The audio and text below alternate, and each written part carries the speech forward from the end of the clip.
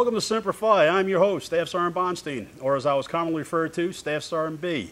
I already got my guest on the show, and we're going to get right to him in a minute, but today's November 11th, Veterans Day. I'm going to read a couple historical facts I do every week, so just bear with me. In 1885, George Smith Patton, one of the world's greatest American generals, World War II, was born in San Gabriel, California. These are more historical than the usual things that I say on the show. In 1889, Washington became the 42nd state of the U.S. 1918, at the 11th hour on the 11th day of the 11th month of 1918, the Great War ends at 5. Should have ended at 11. But 1921, exactly 3 years after the end of World War I, the Tomb of the Unknown is dedicated in Arlington Cemetery in Virginia. And in 1993, a bronze statue honoring more than 11,000 American women who served in Vietnam is dedicated in Washington, D.C. So like I said, that's more of the stuff basically due to Veterans Day that we went over. And I touched on last week that the 13th and 14th is Aviation Nation. You want to go to Nellis, free parking, free admission. So without further ado, I finally got a Marine on the show. Everybody else has been Air Force and Army. Other than Coast Guard, now I got a Marine. Good friend of mine. We go back a couple of years. Yeah. Retired First Sergeant Jose Tillis. Happy Veterans Day to you. Happy Veterans Day. All right, welcome to the show. Yeah. Well, you wanted me to talk about myself? You talk about yourself. That's from a First Sergeant. See that? See the way they are. Well, I don't have nothing to say. First Sergeants always had something to say. Well, Mark, I joined the Marine Corps in 1953 and went to boot camp in San Diego, California. And I went, it was quite an experience. I didn't know what was going on, number one. Number two is I saw these guys hollering at me and I didn't do anything wrong. So, you know, it was funny. But I got to tell you this story.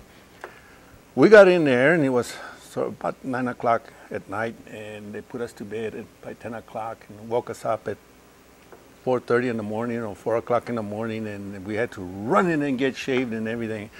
Mark, I had 2 little hairs right there. I was 17 years old. And you know, Indians don't grow beards. So I had 2 little hairs there, but I had to shave. So I ran into the doggone head there, and I started shaving. And fell out, and we're all standing there, and I felt my face going, feeling like somebody was going like this to me, you know. And the drill instructor comes in front of me and looks at me and says, "You didn't shave." "Sir, I did." "Sir, yes, sir." "You didn't shave." And then he pulls those doggone things out, and then I felt something going down this here. I didn't know how to shave. So instead of going down nice and easy, I was going cut everything out. They sent me to sick bay. Patch me up and everything. Yeah, it was quite an experience. And the other one was this joining the buddy system with my friend. And he was a character. He was there, you know, real nice and neat. We were going through classes and doing all kinds of stuff and everything, and you know how they get you up and ungodly hour, run you to death and everything. So you're tired, you know. You sit there in the class, you know, you're going.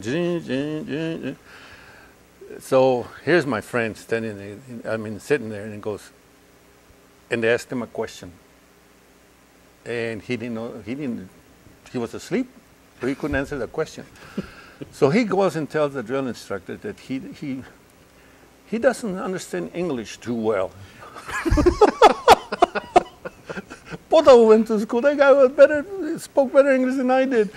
And then he said, so they were going to send him back, you know, to give him go to that what is it, 6 weeks of how to speak English type. So he said, "Oh no." He said, "I joined with my friend, Private Tejas, and he's a friend of mine. He can tell me what's going on." So I get a call. And I said, "Oh my God, what did I do?" Well, going into the duty hut, here's this big old drill instructor. He goes, boom, knocked me all the way over there, you know. And I said, "What the world is going on here?" And there's my friend standing at attention, with it button up, all dirty, you know, because we couldn't shower, you know, no Under Armour order, no fufu juice.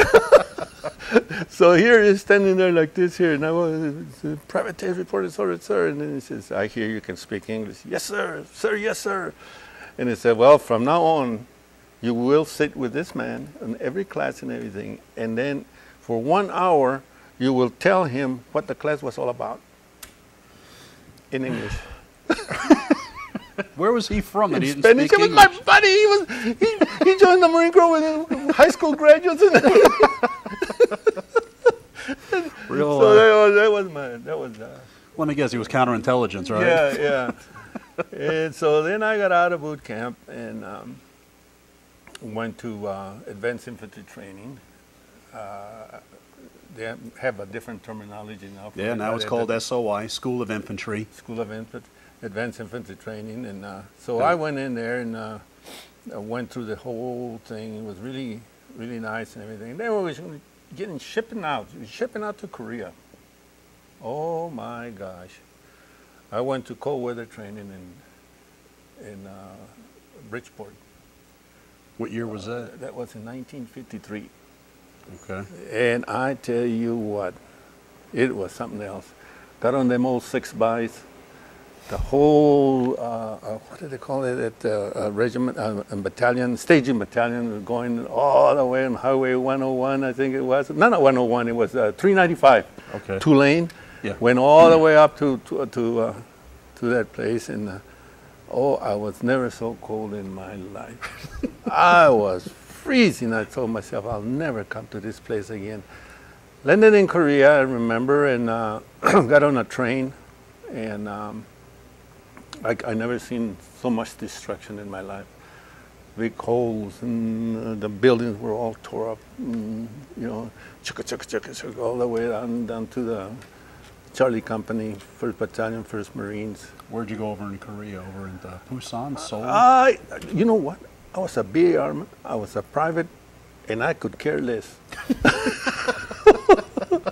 I didn't even know where where you were. All I know I was in Korea.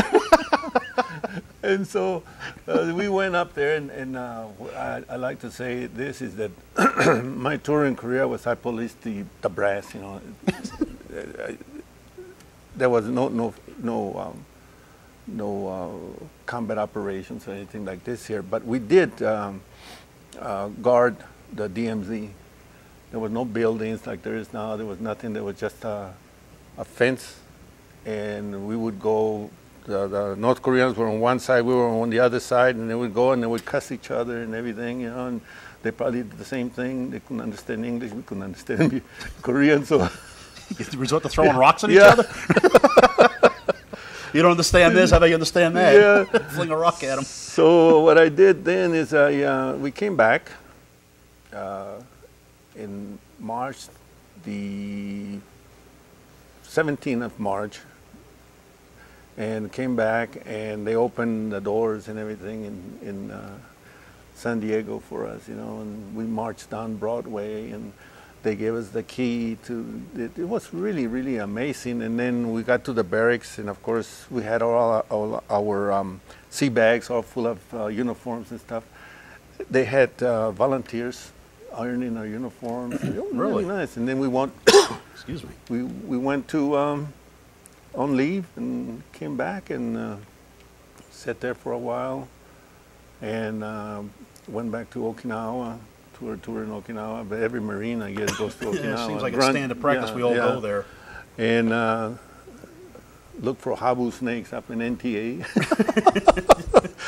And, even back in '53, we were looking for habu snakes. When I was over there, that was the. There's still the big talk on the island. You gotta watch it. Watching out for them guys. What is it? Green snake, huh? Yeah. Bamboo snake. We call them. But it was something else. And went to training there and learned. How to repel from helicopters, and all that stuff, and which was really, really amazing. I had really good. I thought a real good training there. It was really, really fine. You went to you were on Camp Schwab when you were over there. Camp That's Schwab. where I was at. Yeah. Up in the boonies someplace. Yeah, grunt country we used to call it. Yeah. Oh yeah. So all that's up there is all grunt units. Everybody up there. Nobody but there. All you could hear was grunt. Yep. Then from there I came back and I joined the 5th Marines, and I decided that I was going to get out of the Marine Corps. My 4 years were up, and go to school. I wanted to stay in the Marine Corps, but this gunnery sergeant got a hold of me and told me, he says, you want to stay there, stay in the Marine Corps, if you want to make it a career? He says, you got to get yourself a little bit, and I know you got a high school graduate, but you have to do a little bit more schooling so you can have good duties and stuff. I took his advice and went out, and at that time the Marine Corps had they were trying a project that they had, and what they done is they let you go for 6 months before your date of enlistment is up. Then you turn right around, and then you look for a job, and the Marine Corps still pays you, but these people are training you so you can go work for them.